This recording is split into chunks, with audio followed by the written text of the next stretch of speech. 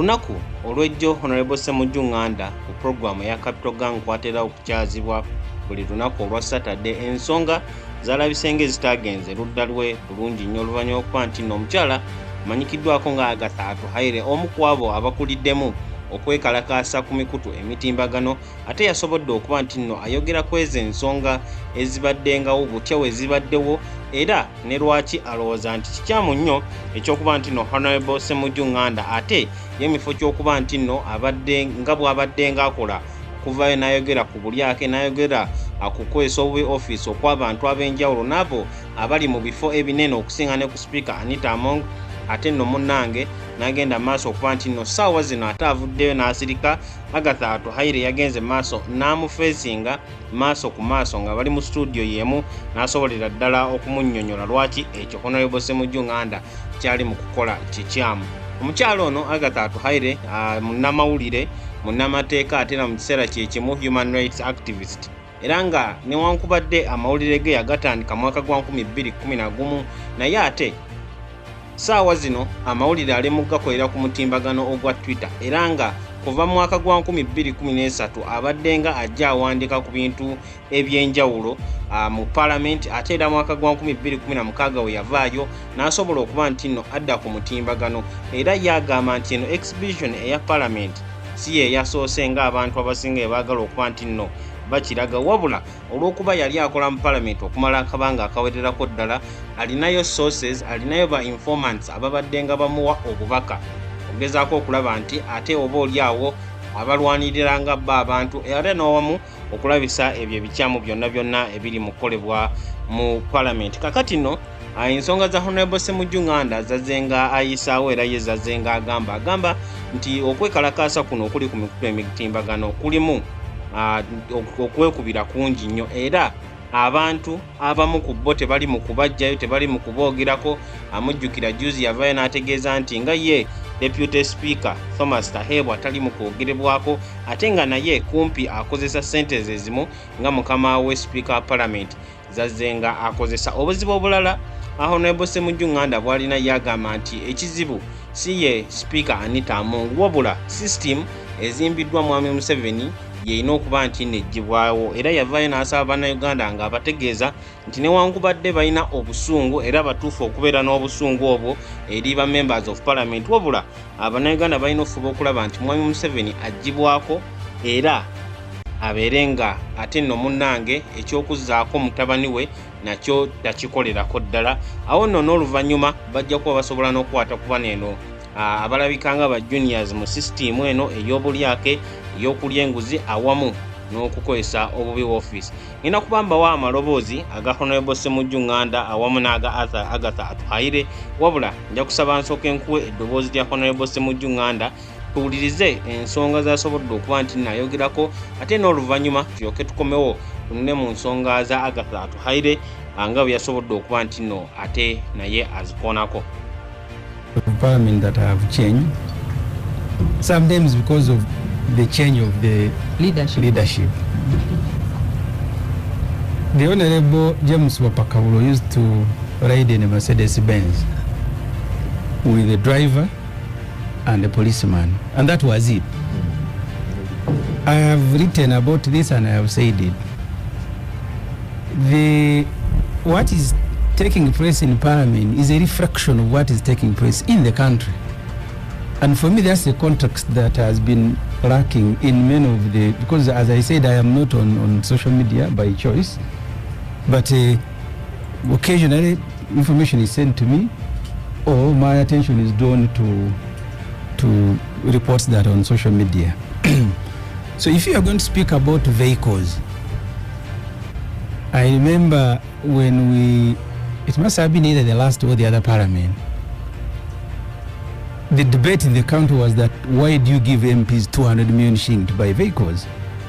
I actually moved the motion in Parliament proposing a zero free, don't give anyone. So what I disagree with is that you single out Parliament and then leave out the others. And my motion was that, okay, take away vehicles from everybody. So I have covered Parliament and I have seen this growing to where we are today. A speaker in a convoy of 10 vehicles, roads being closed because the speakers are arriving at Parliament, lifts being stopped.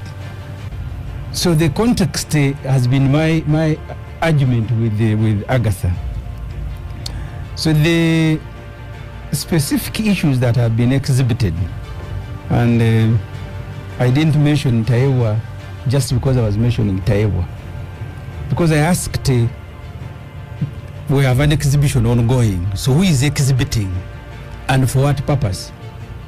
Because if they are giving you information only on Anita Among, and the one of mine was old information, then I have a reason to ask as a journalist, why are you only exhibiting this particular person and don't exhibit the others? It's a legitimate question now as a reader. I am now not talking as a journalist. Because the person who is giving you information also has gatekeepers. And at the beginning, you presented it as if you were the one who were printing this information off the system. And you made it look like it was very easy just to go and print. And then that's why I asked in one of my articles, do you have all this information about everybody? If you have, then why are you exhibiting only 1, 2, 3? Why are you not exhibiting everybody? That's the question I was asking. And you have said clearly that the people who are volunteering information have only given you those ones. And that's why, because you need also to understand. Let him finish. So you need to understand that all these things that you are saying happen, or they may have happened, but there are also fights that are ongoing in all our organizations. If you see the fight in MOPs, not just because there was money about Mpuga. The fight within the NRM is not because Anita Among lives different from the speaker or from any other NRM people. So that's for me the issue that I raised in both my articles. And then there were deliberate distortions. For example, I was being portrayed as if I went to attend 2 meetings at the same time and earned money. Yet the payment came much later for the 2 that had happened actually 4 months before. But even where money is clearly indicated that this money is deducted from Ssemujju, it is being totaled up to show that, oh, so much money was given to Ssemujju. But even simple things, every MP earns an allowance, sitting allowance. I am paid as a whip of a party.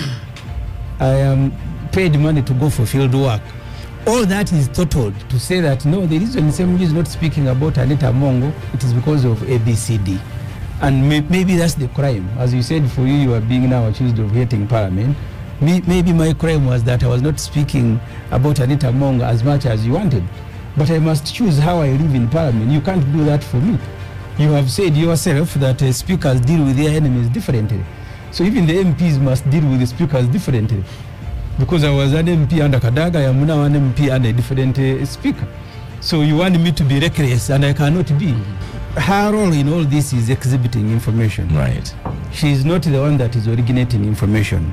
I am only asking the ones who are originating information that she is exhibiting, why are they only providing information about some people and not others? Yet they are all accused of the same offense. Yeah. So that's for me is the issue. And that's why I said, you see, beyond the allegations as they are put, you must also understand that there is an objective. Why are people doing this? For what reasons? Because I did say, if you look, for example, at the money of donation, there is something that has caused much drama. Money being put on the accounts of staff. We have a budget in Uganda of 162 billion shillings for donation. Mr. Museveni alone has 137. How does Museveni withdraw that money? Does he go to the bank himself? You mean that money is not in the names of the staff of State House? So why is the country so excited that money is in the names of staff of Anita Among? Tayewa has a, I am telling you what happens. Yes, it is. It is not in Malcolm, get a pen and write down. Withdraw. It is in the allocation that we have people who are given money for giving. For me, that is the issue. How they withdraw the money doesn't. It's not the big deal. The big deal is that you have a budget for donation. The people who have money for donation, and they can withdraw it. So tell me, Lydia, how does Museveni withdraw money for donation? Okay. How does the Honorable Taiwa withdraw? No, don't answer yet, Lydia. How does the government chief whip withdraw that money for donation? So for me, the point is, as long as you have this money in the budget, it will be withdrawn the same way. If for you are annoyed with the donation itself. The money shouldn't be there at all. Okay. Because the withdrawing and giving it now it's dependent on who the beneficiary is. The money that Museveni carries in the sacks will be the same money that Anita Among will be carrying in the sacks and everybody who has it. In fact, the other day I compared when I was still chief opposition whip. I said you have a government whip who is facilitated by 8 billion, and then you have a chief opposition whip who is given nothing, and it remains the same story. Okono kwe kulowooza era eyo gye ndaba y'ebintu eya Honorable Ssemujju NGANDA. Nga bwe nkutegeezezaako nti Honorable Ssemujju naye kennyini yakubibwamu ttooki, wabula documents ezaavaayo ate zo zaali nkadde, era ng'okusinziira ku ye agamba nti documents ezo zasooka kukozesebwa Mwami Museveni ate oluvannyuma n'aba FDC omukulu Nandala Mafaabi n'agenda maaso okuba nti nno azikozesa okugezaako okulaga nti naye y'omu ku abo abafuna ssente okuva ewa Mwami Museveni. Wabula ku nsonga eno eya Speaker wa Parliament omukyala Right Honorable Anita Among, Honorable Ssemujju yagamba nti alina kuba mwegendereza nnyo era nga yetwamuwulirako era nga yetumusomyeko era nga embadde nga nzija nkugamba ng'agamba nti alina kuba mwegendereza nnyo butya bwakwasaganya ensonga ya Speaker. Era wiiki nga 3 emabega ku programu eno yennyini eya Capital Gang we yasooka okwebuuzibwako ku nsonga ezikwatagana ku mukyala Honorable Anita Among, yavaayo ng'agamba nti ensonga ezo agenda kuba tazoogerako nnyo lwa nsonga Speaker yalina obuyinza okumuwa omukisa okwogera ku floor ya Parliament, era singa avaayo ensonga n'agifuula personal ate no kijja kuba kitegeeza nti ajja kuba takyasobolera ddala kwogera ebyo bimuluma oba kulaba biki bikyamu bigenda maaso mu Parliament abeere ng'abyogerako lwa nsonga omukisa gujja kuba gumuggiddwako.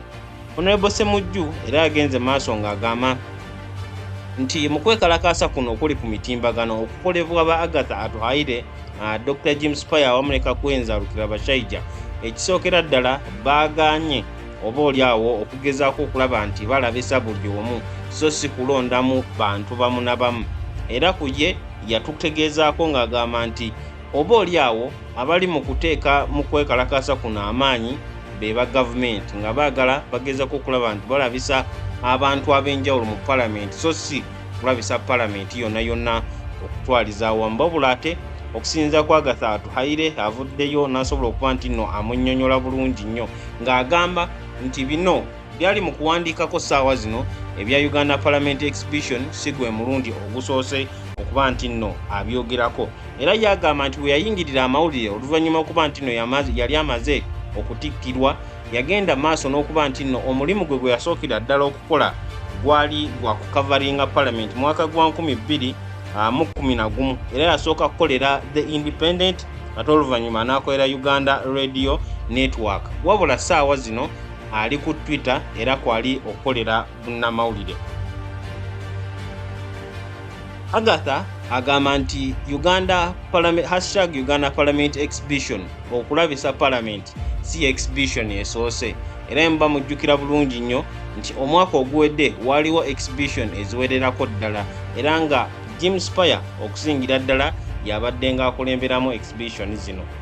Mujja kujjukira exhibition eya Kampala Pothole Exhibition, eya Health Sector Exhibition, eya Schools Exhibition oba Education Sector Exhibition awamu n'endala nnyingi nnyo. Era yagamba nti eno eya Parliament ya 7 era nga abamu ku abo abasingidde ddala okuba nti nno bateekamu amaanyi Kakwenza, James Paya awamu ne ye kennyini nga bafuna obubaka obw'enjawulo okuva mu sources eziri munda mu Parliament. Agenze maaso n'agamba nti Parliament yagikavaringa wakati w'omwaka gwa 2011 paka mwaka gwa 2016 era ng'obudde obwo bwamusobozesa okuba nti nno afuna contacts awamu ne sources z'aba agenda okuyitiramu, era nga abantu abo newankubadde yali yavaayo omwaka gwa 2016 mu Parliament babadde nga bajja bamuwa obubaka.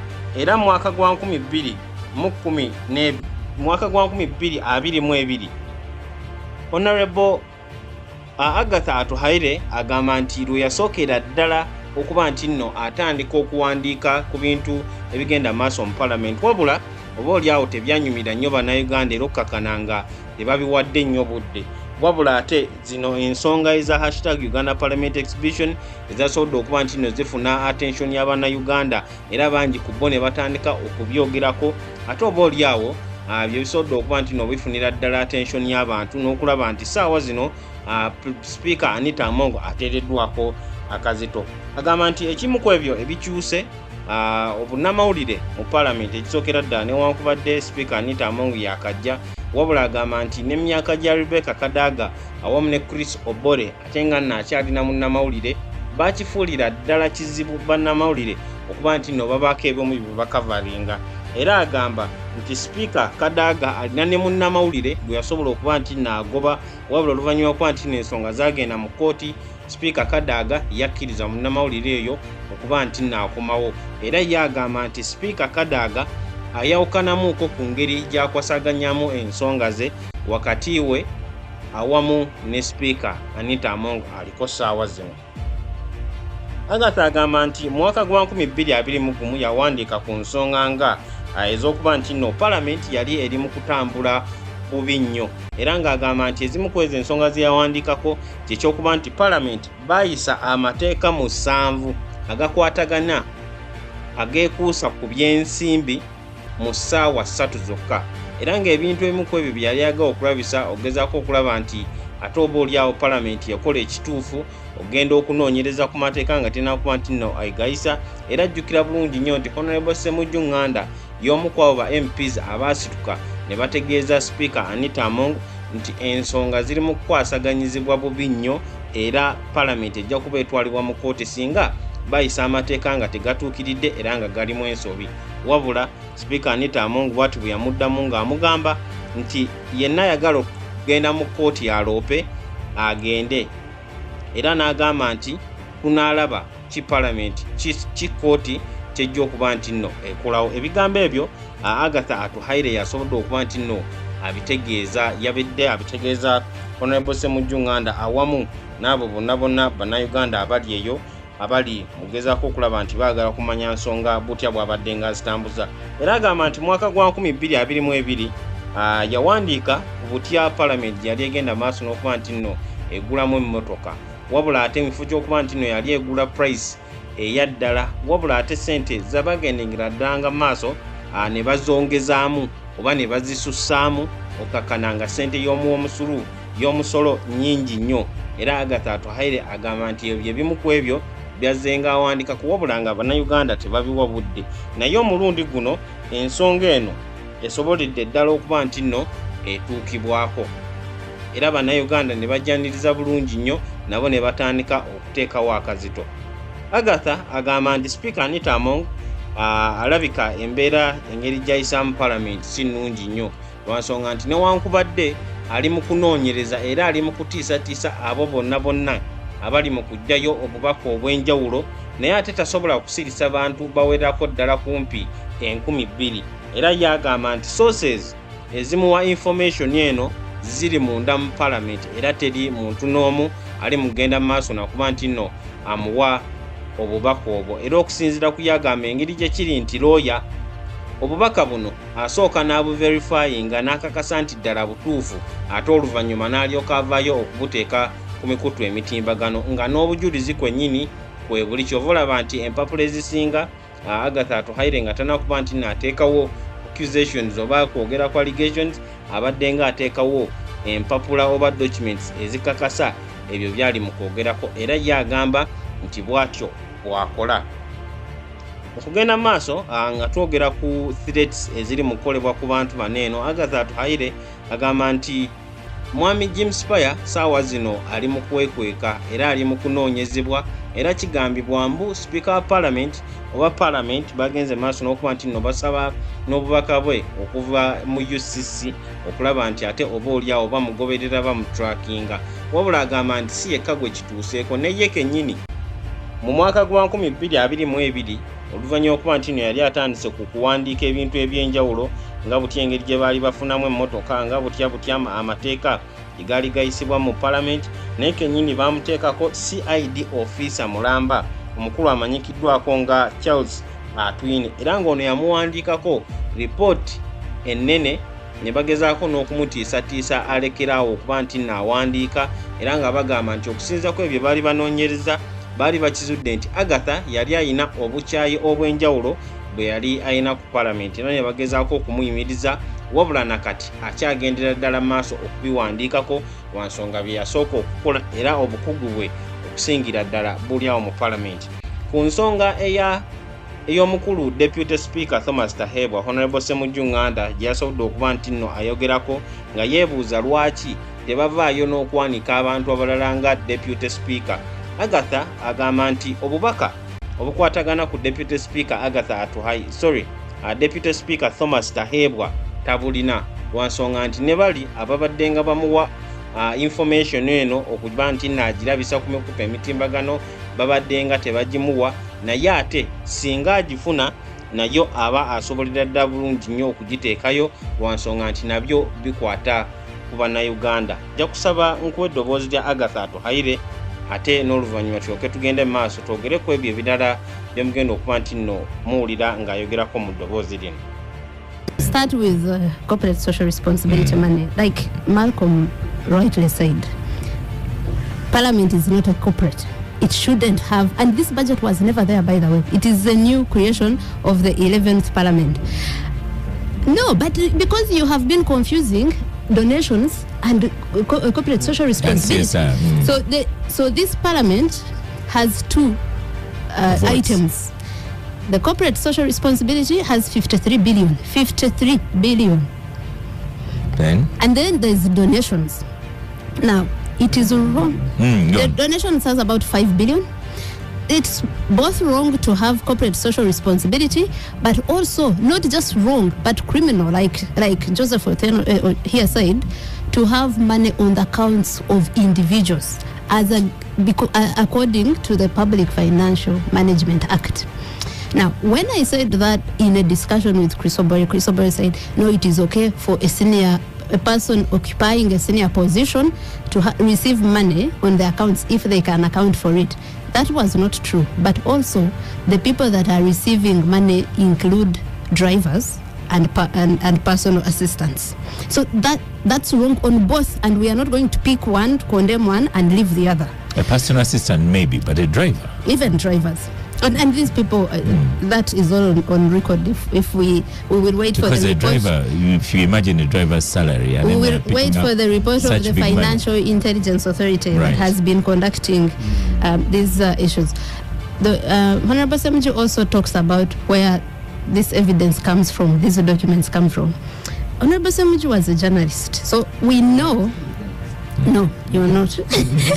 Your microphone is on. We know that we have always. It's something you have to know from the start that sources have their motives.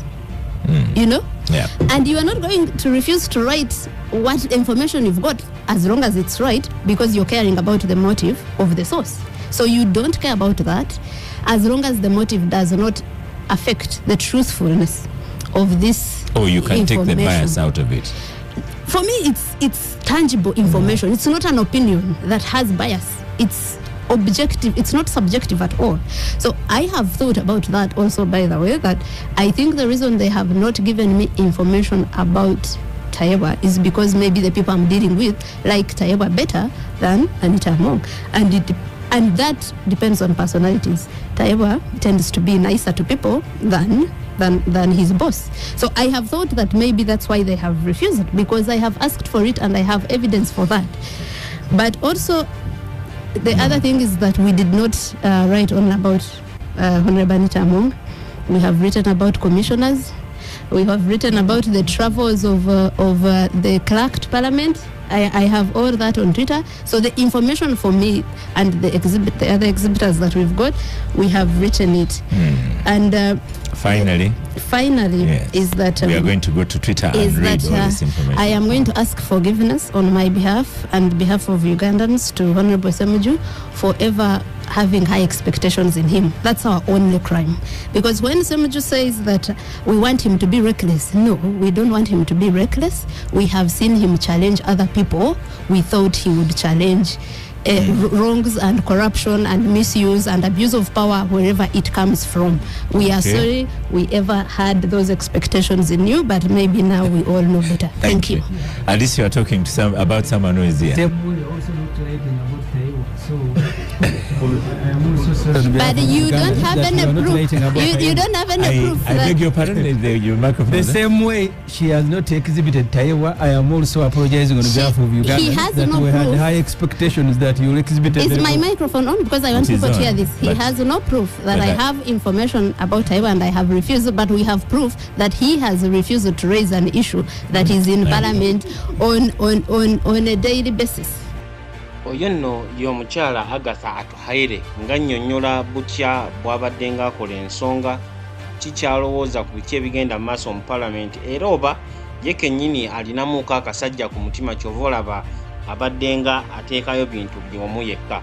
Wabula Agatha Atuhaire annyonnyodde Honorable Ssemujju Nganda ng'amugamba nti bintu bingi nnyo byasobodde okuba nti naakolako ng'ebya clerk to Parliament, ba commissioners ab'enjawulo mono nga mwe mwagenda ne Honorable Mathias Mpuuga abweso okuba nti noyegabanya miliyoni 5 ng'akyali leader of opposition awamu n'ebintu birala bingi nnyo byasobodde okuba nti naayogerako era agamba nti ye obubaka bw'abadde ng'afuna okusingira ddala bubadde bukwata ku Speaker wa Parliament omukyala Anita Among.